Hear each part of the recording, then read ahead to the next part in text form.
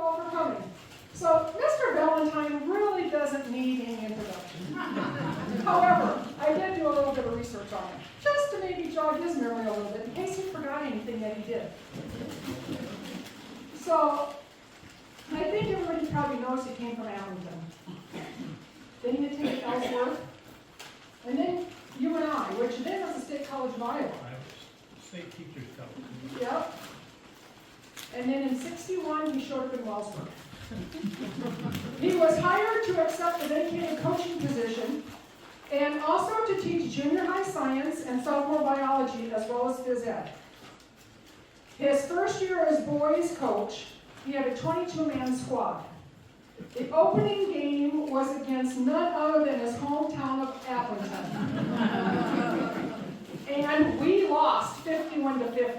I'm sure that there was maybe something from the coach, hey, let them win, let them win. And then I heard, fire the coach. The following summer of '62, he had charge of the summer rec programs, baseball and free swimming lessons.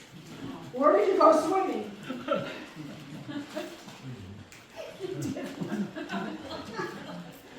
By '63, he was really settling into Wellsburg. He was at the Wellsburg Days ball games. He also served on the community club.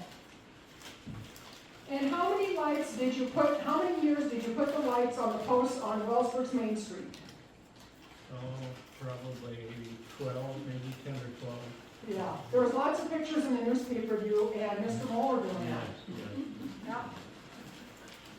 Yeah, that was quite a job because we had to lean the ladder against the light posts, and if you look at our light posts, they don't want to be leaned to. In 1964, he had been here a few years, we were getting to know him. Someone interviewed him, and we found out a few other things about him. His hobbies were coin collecting and bowling.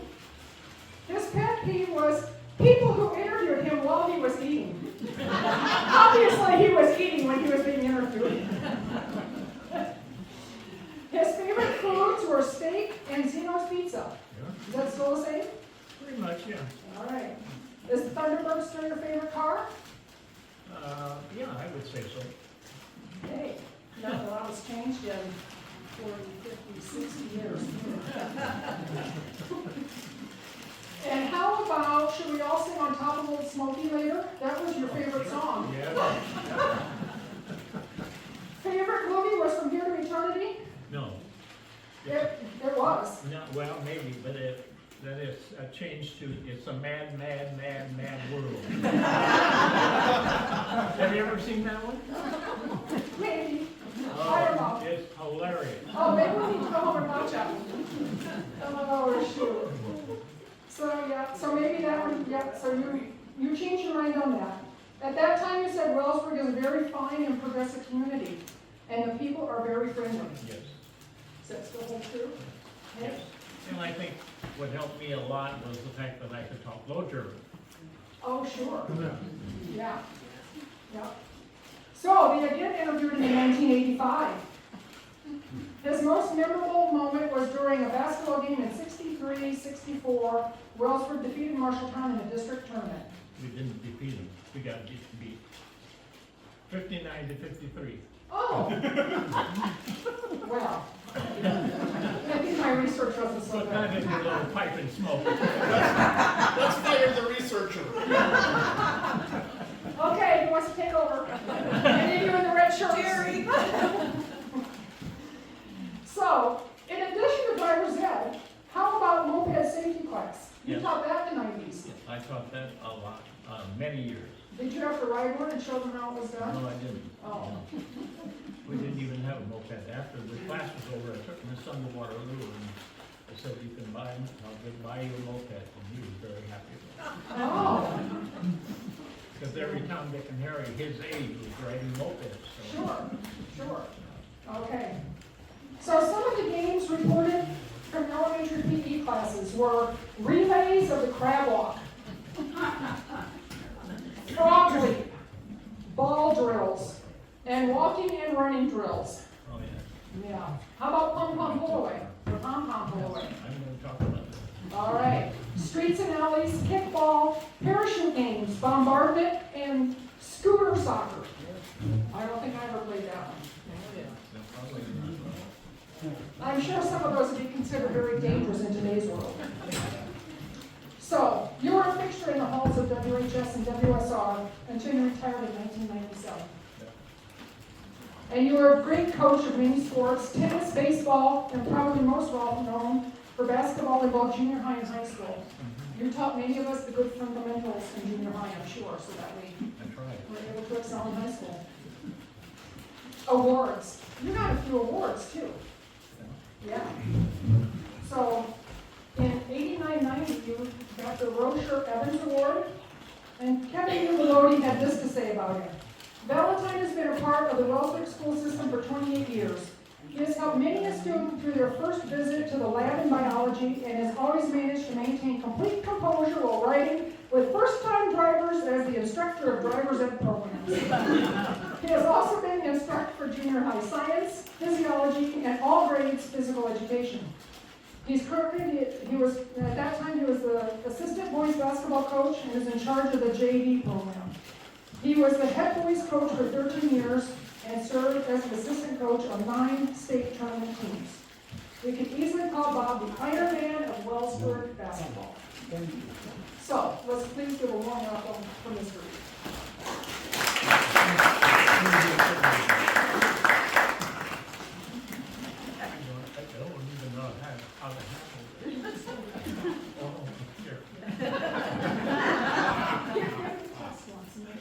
One, two, three. Well, thank you for the invite. I come up here every Thursday morning for coffee and cookies, cake, pie, once in a long time. So, if you haven't been here for that, please come sometime, and you'll like it.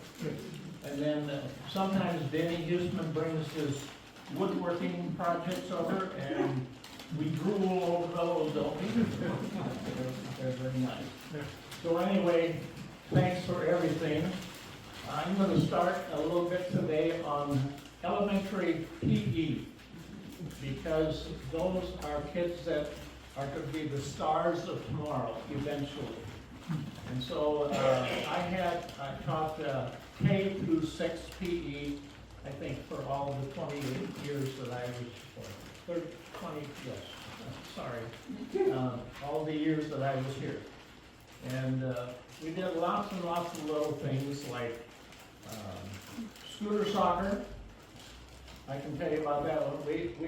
The school bought a bunch of scooters on which they sat, and we had this large cage ball. And they had to push this ball with their feet we had 2 teams. One was going in the easterly direction, and the other one was in the westerly direction, and they were trying to get the ball to touch the red mat at the end of the court. And I remember one little boy came over. He had tears in his eyes. He was almost crying. So I blew the whistle and stopped play, and I said, "What's your problem?" And he said, "I ran over my finger." So I looked at his finger, and I thought, it looks pretty good. So I told him, I said, "In 2 years, it'll be a lot better." And he said, "Oh, okay."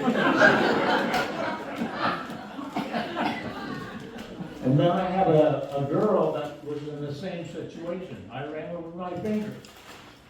So she came over to me, and then I said something about, it'll be better in 2 years, and she said, "That's a long time." So we played scooter soccer. All of my elementary PE program was based on 3 weeks. We'd do it 3 weeks, and then we'd move on to something else.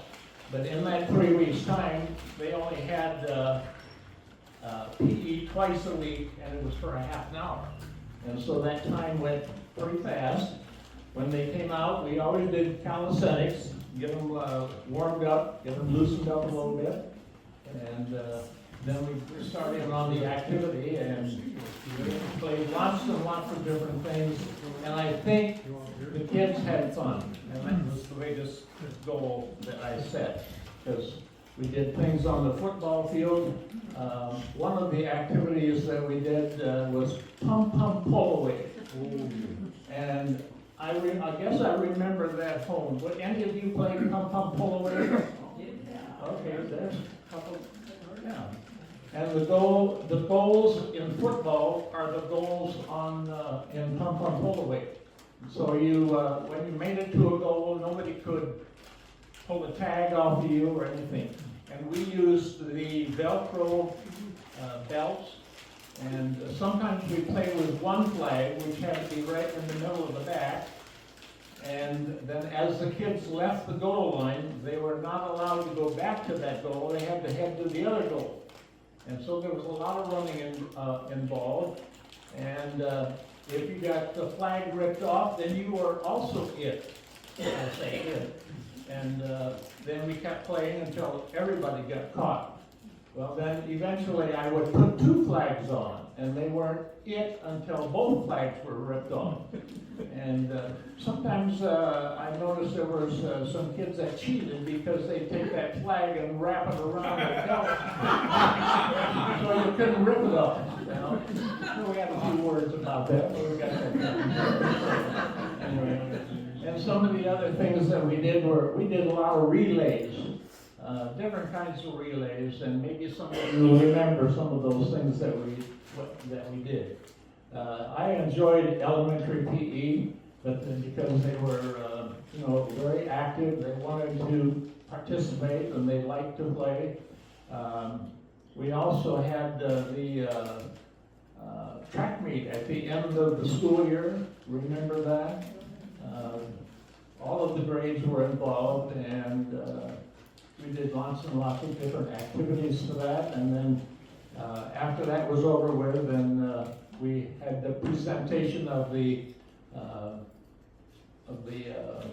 flags, or the, what do I want to say? Ribbons. Thank you very much. So anyway, the ribbons, and Mr. Okonis was in charge of announcing, and I handed out the ribbons. Everybody got a participating ribbon, and then we had ribbons for the first 5 places in the 100-yard dash or whatever. And the amazing part of that, as I went around to various graduations, then a lot of people would show those participant ribbons, or the first place ribbon, or the second place, and they were very proud of them. So I was glad that we did that. So. Now, any questions on elementary PE? Any comments? Do you remember any of your kids participating? Do some of your kids have the flags, or do they still have not the Ribbons. I have to look in the books. I put all their stuff in books. Yeah. A lot of times they were, pictured when I was at a graduation party or something. Yeah. So anyway, that took care of my PE. Now I'd like to talk a little bit about driver's ed. I heard some of you people talking about driver's ed. One of the things about driver's ed was that I was very, very strict. Very strict. Because I wanted those kids to be responsible for being on time. Because time was very, very important for me, because I had to be here at a certain time, and I had to be there at a certain time. And so I had the kids sign up as to when they could drive, and I'd always like to have a foursome, because then we could be gone for 2 hours and come back and pick up another foursome. So on Mondays and Wednesdays and Fridays, we had class day. So I had to, I'd leave Wellsburg at 6:30 in the morning with a bus, and I would go over to Steamboat Rock and pick up a number of kids, usually pretty close to a dozen, maybe 10, and then I would bring them back, and we would start class at 7:30. and not 7:35 or anything like that. I had to have them there for class because, again, everything was based on time. And so we would start class, and I would cover 2 chapters, and then, so Monday, if it was on Monday starting, we would have the 2-hour class period. And then the 3rd hour, so that would be the Wednesday 1st hour, then I would have a test and of the first 2 chapters. And when I gave them the test, they had to stay in their seats until everyone had their tests completed. And that gave them time to work on their study questions, because there were about 17, 18 questions at the end of every chapter in the book, where we actually used books. And so those kids got time to work on their study questions when they were finished with their tests. And so I had done on the question, I would, when we were out driving, I would go and ask the kids, how are we doing on the study questions? So and that was asked of them a number of times. And so I had one student, when we got all done, I had to type up certificates so that when they got completed driver's ed, they could take that to a driver's ed licensing station and get their school permit, or they could get their license. And so I had this one student didn't get his certificate, and that was on a Friday, and I happened to be painting a house in pretty close to where right by the baseball diamond, and he came up and he said, I didn't get a certificate. And I said, you didn't do your study questions. We had to do those? And then he wanted me to go to school. I was painting. He wanted me to go to school and get a book for him. I said, no, I'm not going to. You had a book at one time. Well, I turned it in. I said, well, I'm sorry, that's not my problem. So he got a book somehow, and he got all the study questions done, and then he got his certificate. So, anyway, going back to the class periods, then on Tuesday and Thursdays, then it would be driving time. And then I would get in the driver ed car. Again, I had to go to Steamboat sometimes and pick up those kids. Not always. Sometimes I drove the van or the car over there, and then I would pick up the students in front of the Steamboat school. But on the driving part, if I had 4 kids, then we would start out with just very simple driving. Oh, I should back up one step. I took the first period of every group of 4. We went through the car, because every car is different, and it's rather embarrassing sometimes to go into a filling station to get some gas and you don't know where to put the gas. And so I went through the entire car, from the back end to the inside of it and to the front end, where how do I change oil, or when do we change oil, the tire pressure. Now some drivers ed instructors had the kids change the tire. I didn't do that. I took a group of 3 or 4 kids, and I had them to change the tire, and the other ones were watching the situation. So, but on the inside, show them how to turn the radio on, how to turn the radio off. Where's the heater? Where's the defroster? How do you adjust the steering wheel? There's all kinds of things, and they should know all of that, because I'm sure those manuals that come with the car, how many of you have read the manual from cover to cover? I don't imagine too many, and I don't either. So anyway, I had a student that was, and I wouldn't let him listen to the radio until it got to the point where it was the 10th time of driving. And I had one student, we were on our way to Dyke, and I for some reason I can remember those things. And he said, oh, I can listen to the radio. And I said, yeah, you can. So he turned the radio on, but while I was dialing in the station over here, with his left arm, he was pulling out on the left side of the steering wheel. We were heading for the ditch. So I said, you're not ready for the radio. And then I had another student who fell asleep on the way to our steamboat.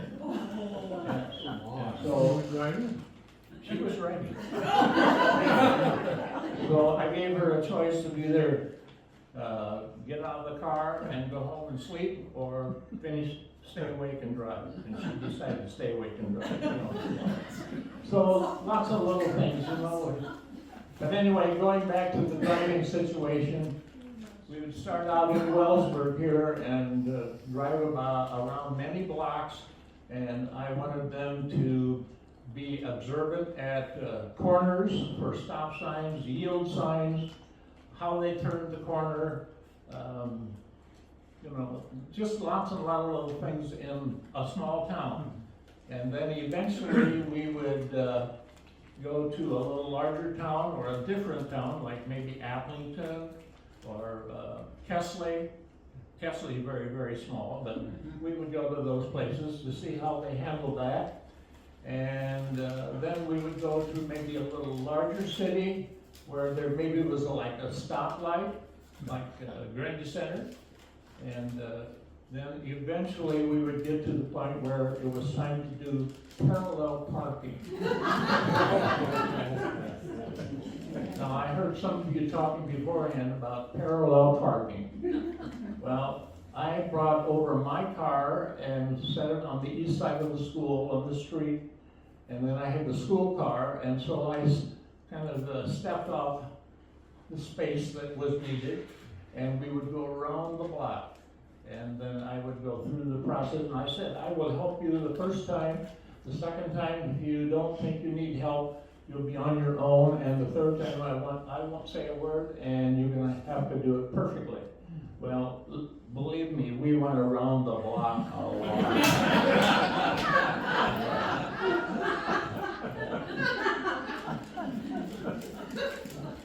I would say that maybe with a class of 23, 24 kids, I probably went around the block maybe 300 times.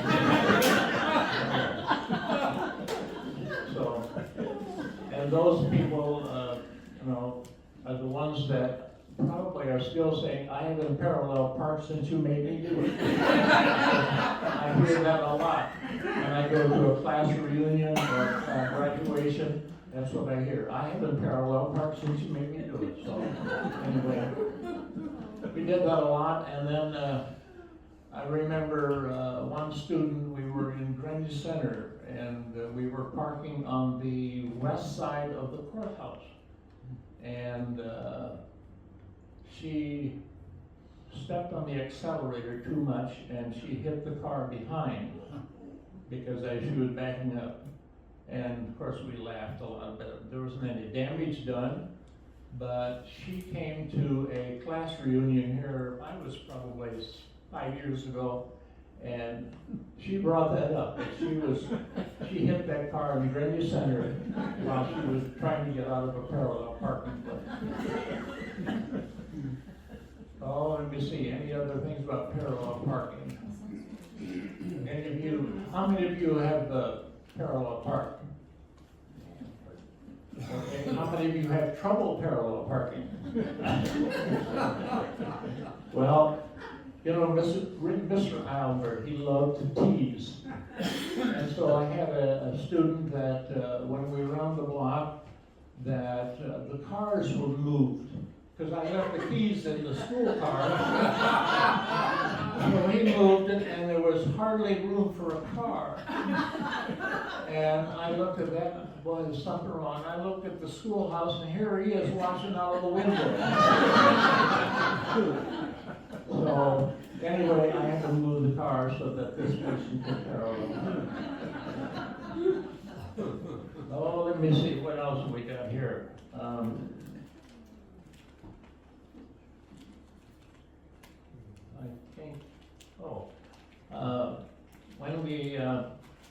get to the point of finishing up driver's ed in the driving, then I said they could listen to the radio, and very few kids actually listen to the radio. But we had driving to do on the 4-lane, and here's another thing that a kid did. For some reason, he thought maybe he should impress the other kids in the car, and we were on a 4-lane, and I assumed that he checked the mirrors behind to make sure that there wasn't anybody behind him. But here's a baseball cap laying in the other lane, and so he had to drive over that. So all of a sudden, here we are driving along, and he swerves and runs over the baseball cap. So he got some satisfaction out of that. I didn't. So I had a few words with him about that situation. And then when they completed driver's ed, after all of the things that they had to do, I completed this certificate, and I handed that to them the day that they handed in all of their study questions. And what am I trying to think here? Just a minute, let me get a little thought here. So, the certificates, yes. I required them to have their full, regular, right name on the certificate. Well, some of the kids didn't do that. And so here I have kids bringing back their certificates because the driver's ed station wouldn't accept the words. Like, if your name was Henry, they might type on there or give me their name as Hank. Well, that didn't work. And so here they come back, and I have to type up another certificate, which I didn't really like, but that's the way it is. All kinds of little things. It wasn't easy, yeah. No, it wasn't easy. So. Now, I do have some pet peeves. I'm sure you do too. One is people that don't signal. Yes. For some reason, it's hard for them to pull down on that letter or push it up. And, you know, when I was a kid, or even started driving, we had to roll down the windows. And I told the kids that. I said, we had to roll down the windows and stick our arm up. And so I've got a little story to tell you about that. This was well after I got done with driver's ed, and we were living in Cedar Falls, and I had to go to see someone in Waterloo. And so we took the 4-lane, University Avenue, and we got over to Round Street. Now, Round Street is, maybe some of you may know where that's at, but it's got stoplights. And this lady was ahead of me, and she was in the right-hand lane, and she rolled down her window and put her arm up to signify that she was changing lanes or turning the corner at Round Street. And so I stayed in my lane. But then all of a sudden my car started chugging along, and I looked in my mirror and I had gone through a patch of fresh cement.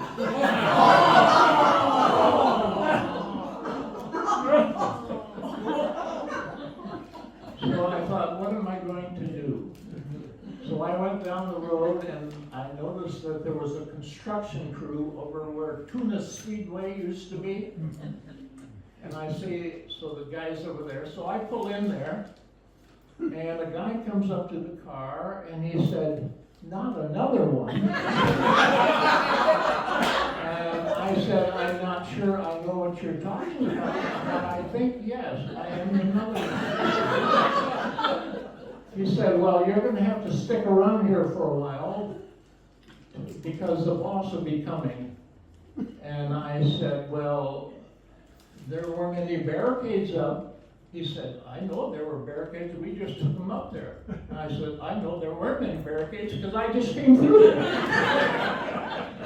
And so he said that you'll have to stick around. And so the boss came over and finally talked to me, and I said, well, and they were going to charge $25. And so I figured, hey, this is a little game. The boss is gone, and so they're going through that people are going through this fresh cement, and hey, $25 in our pocket. So I invited the boss to come over that night, and he never showed up. So, anyway, that was my experience with, that's a weird feeling when you look in your mirror and you see fresh cement.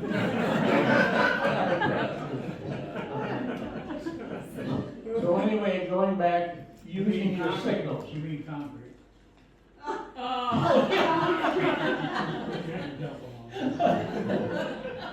That's kind of a little personal thing.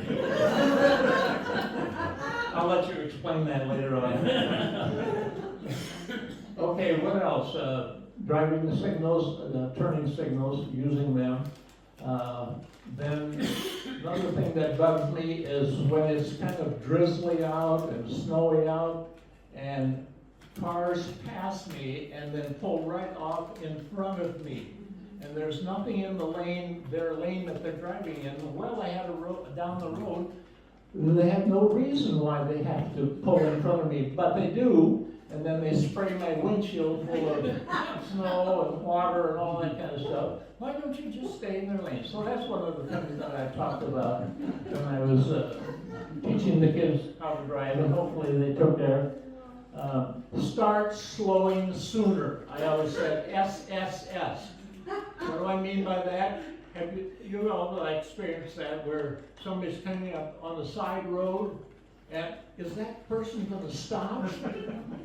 And then they slam on their brakes. They stop, but you wondered all that time, are they really going to stop? So that's a big bugaboo with me. School bus. You know, I drove a lot of school bus, and people that ignore the red things on the bus, the lights.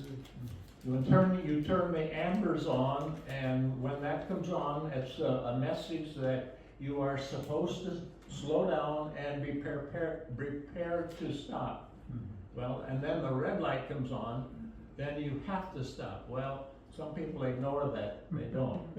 And so what I did when I was driving a school bus, then I would always stay on the bus and keep the kid on the bus until I could see that person was going to stop for sure, either coming at us or coming up from behind us. So that's another bugaboo that I didn't particularly care for.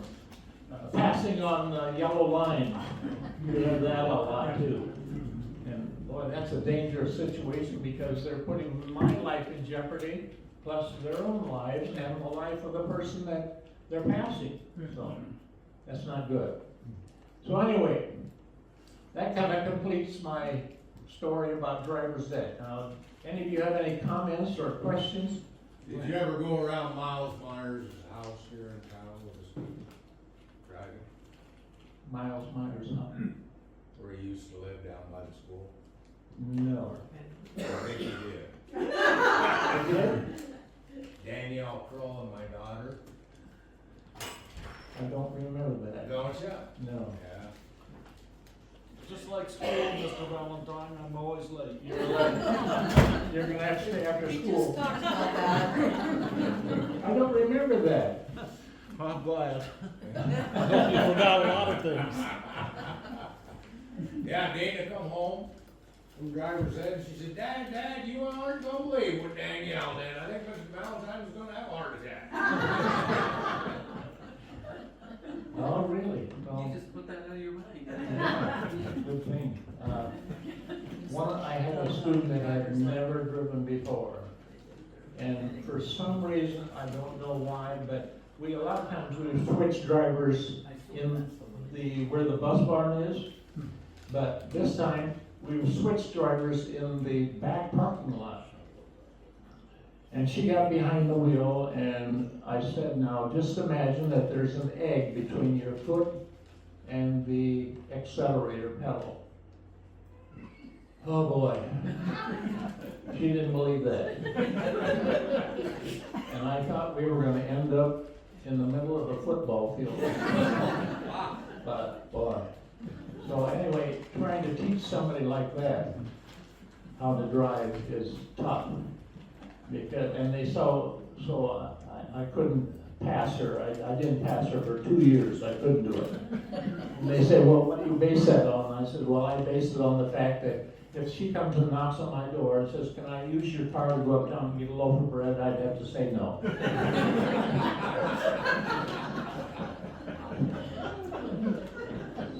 So, any comments, questions? Yes? Were the students ever charged for driver's ed? Oh, that's a good point, good point. Yeah, when we started, I think the students had to pay $10 for driver's ed.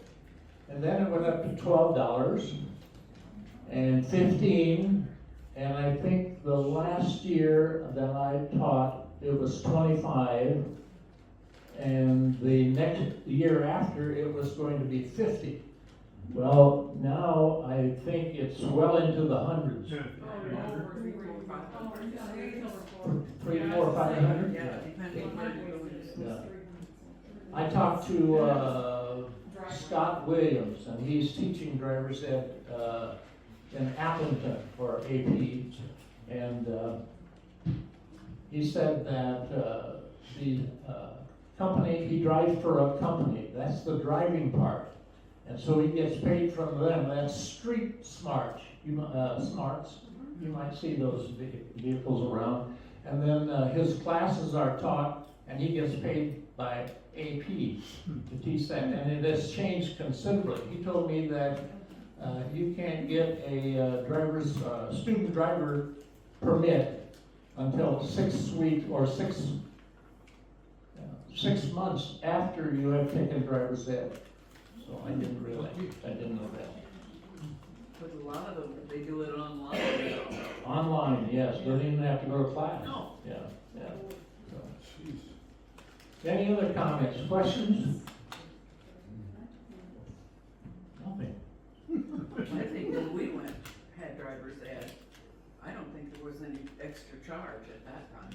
But that was a long time ago. Yeah. See, when I took over driver's ed, it was put into the summer months, Okay. whereas Brenneman was teaching and it was during the school day. Well, it was very difficult to get all the driving done. Somebody mentioned over here that they had only done 3 hours of driving. Who was that? I did. Okay, right here. Yeah. So anyway, it was a summer job for me, but I tried to get it done in 6 weeks. And it had to be, I had to keep on schedule in order to get that all done by 6 weeks. Anything else? Comments?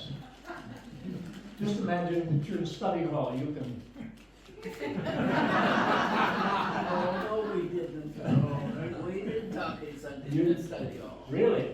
No, we Who didn't. did you have? I don't know who we all had, but that was back in the olden days. Yeah. Exactly. How many hours of driving did they need back then? 6 hours. 6 hours. 6 hours of driving and 30 hours of classroom. And so that's why, Monday, Wednesday, Friday, every day, 2 hours of class every day, and then I drive from 10 to 12 and 1 to 3 and 3 to 5. And then when I got towards the end of driver's ed, I wanted everyone to do night driving. And so in order to do night driving, you had to wait until about 9 o'clock at night to get dark. So then I would, like on Tuesday, Thursday, I would drive from 8 to 10, 10 to 12, 1 to 5, 1 to 3, 1 to 5, or 3 to 5. And then I'd wait until 9 o'clock, and then I would drive from 9 to 11. And, yeah. And the one time I remember, we went to Parkersburg to a baseball game. Our team was playing at Parkersburg. And so we went to that ball game and watched the ball game. Well, I had some kids that drove to Parkersburg, and then after the ball game drive, and then we went to Rhinebeck, and then eventually it got dark, and on the way through Grundy Center, we had a rainstorm. And so we got on the road coming into Wellsburg from the south, and I remember David Sims was driving, and he said, "I can't see the road." said, well, I can see the road, because I can see the white line on the side. I said, you just drive and run the accelerator, and I'll take care of the rest. And so I couldn't get him to go over 30 miles an hour. And I wanted to get home bad. We parked in our driveway and it was raining so hard, we stayed in the car for about 45 minutes. And then I went in the house and I called all the parents and say, you know, the kids are all right, we're just sitting here in the driveway. Anything else? I remember you used to run errands Oh, for yeah. like Bible school, they Yeah. needed something and you'd take a class Yeah. there and get it. Well, running an errand, I had a parent come up to me and wanted to know if we could go to Pella. Pick up a kid that had been in football camp. It was on a Saturday. I said, sure. So we got 4 boys lined up and I gave them a map and I said, I want to go to Pella. You figure out how to get there. Because that was one of the things that we talked about too. And I said, I don't want to come back the same way. We got to use a different road. So we did that. Yeah. And another thing, I had different speakers. One was a deputy from Grundy County, and they would show the films of or pictures of the injuries that were involved in the accident. And while that was happening, I had a kid fall out of the desk because he couldn't stand the sight of blood. So we got that taken care of.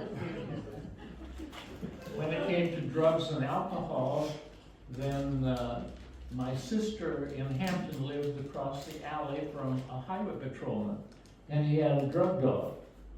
And so we went over there one time, and he was demonstrating his dog as to what it would do. And so I asked him if he'd come to Wellsburg, and sure, he said, I'll do that. So he came to school and brought his dog along, and he talked to the students about drinking and driving, and then he put his dog in action. He brought a little suitcase and set that on the floor and turned the dog loose, and that dog tore that suitcase to smithereens. Just unbelievable. And he said, I said, how do you get those suitcases? And he said, I go to auctions and they sell suitcases that size or bigger for 25 cents. So that's what I do. And that was amazing to the kids. I had Mr. Brenneman come and talk about insurance. And I think that was about it, those 3 different people that they had come in and talk. So it was kind of fun. Anything else? Who were some of your driver ed instructors? So I heard somebody say, Mr. Kriegel. Mr. Kriegel? Okay, I didn't know that he taught drivers ed. That's sweet. Okay. How many of you had Bo Brenneman? Okay, quite a number of times. Okay. Anything unusual that you remember about him teaching driver's ed? Just that we were driving a stick car and we had to stop it and go uphill Oh, yeah. and start. That was a test. Yeah. Yes. Stop there and get into Yeah. the gear and get up the hill. Yeah. We had Brenneman, and he always took us to donut places, and we had I must have been a bad guy because I couldn't do that. Did you have them drive on gravel? Oh, yes, yes. Yeah, that was another thing we did. And I wouldn't let them go over 45 miles an hour on gravel, and I think that's fast enough for some people. And then 2 of the kids that I had in that rest of that summer had accidents on driving the gravel roads because they were driving too fast. Yeah. So, When I took my driver's test to get my license, I had to angle park, not even parallel. When I got done, the patrolman had to get out my side.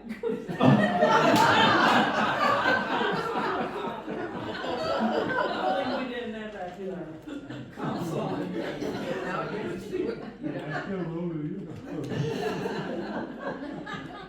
thing about, getting into driver's ed. See, I wasn't qualified to teach that when I came here, and then I knew that Brenneman was, going to retire or get into the insurance business, and so I thought maybe I should get started. And, I went to UNI and found out that I had to take 2 classes. And so I did that. And, one of the classes I had was Pete Missoula, who was the instructor, and he was the basketball referee. And maybe you remember the name, Pete Missoula. And then the other guy that I had, every once in a while, he'd have a telephone call, and he'd say, Valentine, you take care of the class until I get back. So I'd have to do this and that. Well, then it got to the point where he assigned a person, couple of kids to drive, because you had to teach some of those UNI students, and not the college students, the high school students. And he got to me and he said, Valentine, I'm gonna only give you 1, because you'll say that's enough. I got this kid, and he was a foreigner, and he could drive like a whiz. But the kid got caught for speeding, and so he had to take driver's ed over again. So, and he was a very, very good driver, in my estimation. So then, after I got done and I looked, bought a Grindy paper, and whose name did I see in there for speeding? That guy. So he probably had to take driver's ed again. Slow learner. So then I got done with those 2 classes, and then of course I took over driver's ed here. And I enjoyed it, but after I did it 16 years. And I had one class, most of the classes were about 34, 35 kids, but I did have one class that had 43, and that's a lot of driving. And after 16 years, or the 16th year, I kept looking at the time. We'd get in the car, and we had driven 10 minutes already, and I'd look at the clock to see what it is, and I said, that's it, that's enough. And when I got done, then I had a call from Grindy Center and wanted me to help out over there, and I said, no, when I'm done, I'm done. I don't have to do it anymore. Because it can be a little hectic once in a while. Especially when you get into situations like, I drove to Marshalltown a lot. And the reason I went to Marshalltown a lot, because there were one-way streets into 2 ways, and 2 ways into 1 ways, and lots of parallel parking. And I think probably I made every kid parallel park somewhere, in whether it's Grandy Center or Iowa Falls or Marshalltown. And I like going to Marshalltown. So I know a lot of them talk about going to Waterloo or Cedar Falls. But any other comments? Who took over after you gave it up? I'm not real sure. Anyone remember? Maybe Cheryl? What? Do you remember who took over after me in driver's ed? No. Okay. Was that, some of you had Foster. Yeah, oh, maybe he was right after you. Well, no, because you, Scott had. Didn't both Valentine do driver's ed? Yes. I had lots.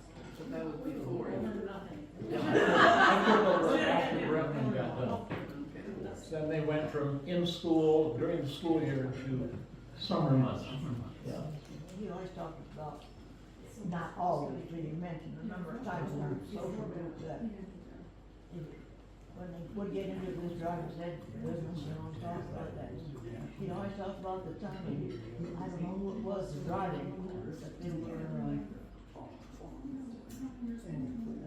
I can't, you remember where the old school office was, you know, on that street to the west? And you know, the driver went through there, and then all of a sudden took a jag off and went through the trees along the sidewalk. One time when we were going to Marshalltown, we angled parked in the seed corn place just north of Marshalltown. And I think he was laying in the weeds for us to show up, because when we got in there and we were just ready to leave, he came over and I rolled down the window, because I thought maybe he was gonna show me or tell me that I had a flat tire or a low tire or something, but instead, he chewed me out because he did not want us to angle park there. And I thought, come on, guy. And he wasn't pleasant about it. He didn't say, would you please not parallel or angle park here? But he'd let me have it, and so. You didn't go back. No, I didn't go back there. Anything else?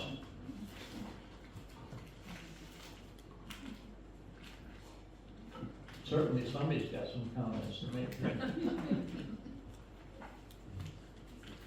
The one, and just add this, the survival rate to instructors was pretty good. Well, we had some close calls, there's no question about it, you're bound to have, you know. We would put on somewhere between 5,000 and 6,000 miles, just in 6 weeks' time. So we didn't sit still. And then when I had the class of 43, considerably more miles, so.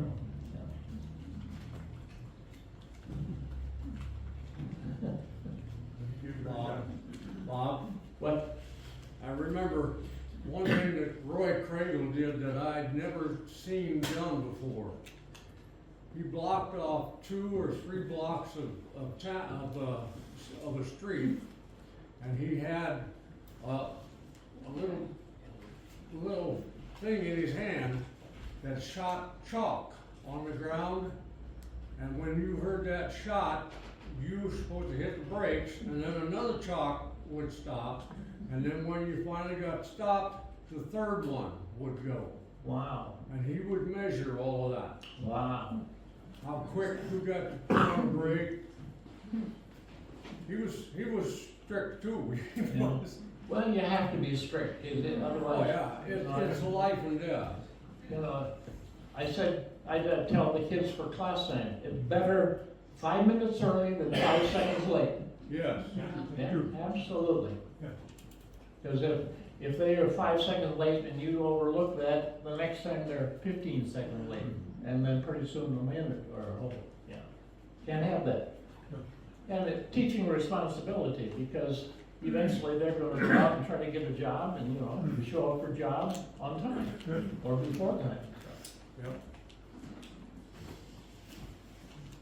Anything else? Yes? No, I didn't have a apply. Bob,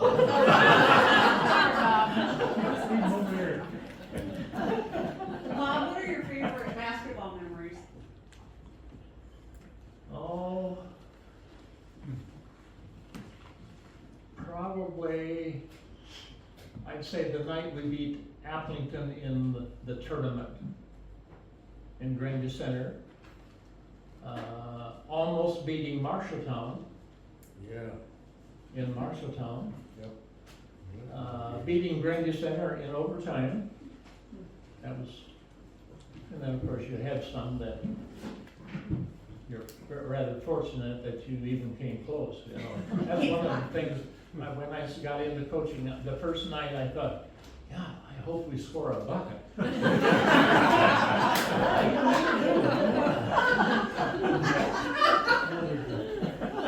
for some reason, we always managed to do that. How many years did you coach? I was the head coach for 13 years, and then I took on the assistant job, and then I did that for 18 years. And then I did junior high in those 18 years too. So and then 3 of those years that I was an assistant, I also helped foster. Because somebody thought I should help him out, I don't know.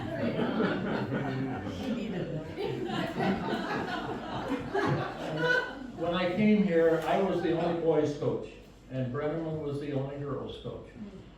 And so when it got to tournament time, Mr. Brenneman asked me if I'd sit on the bench with him.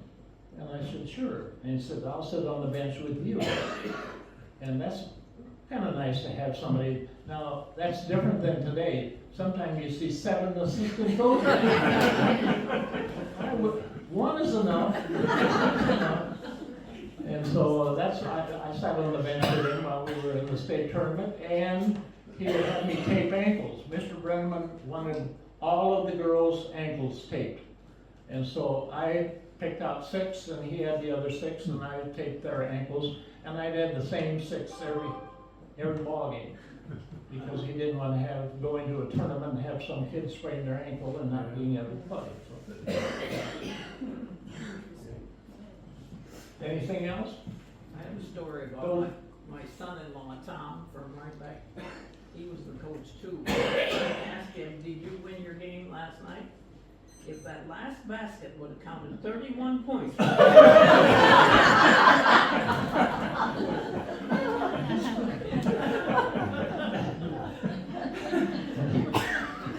What you normally say is, if they ask you, did you win? Yes, we won. But if you lose, no, they lost.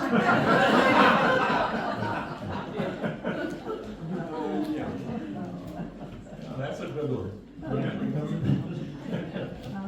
I remember the story you told about a game in Appleton. This guy says, we're gonna get you, and then you beat him. Yes. And then Bob said he was nowhere to be found. That was the tournament in Granny So Center. was it? Yes. I went out there and he was sitting right behind me and he said, are you nervous? And I said, should I be? Yes. I said, why? And he said, well, we're going to beat you tonight. And I said, we'll find out in about 2 hours. After the ball game, I couldn't find him. That was a nice win. It really was. Anything else? How about any of you that took driver's ed? Did you have any unusual experiences? I've heard some people say, well, so-and-so, we had to go get a newspaper so we could read the newspaper or whatever. No, I didn't do that. I stayed awake. Even with the good drivers, and I had some kids that were very, very good drivers. Eric Huseman, Who? Eric Huseman. Because he probably drove since he's 2. Did you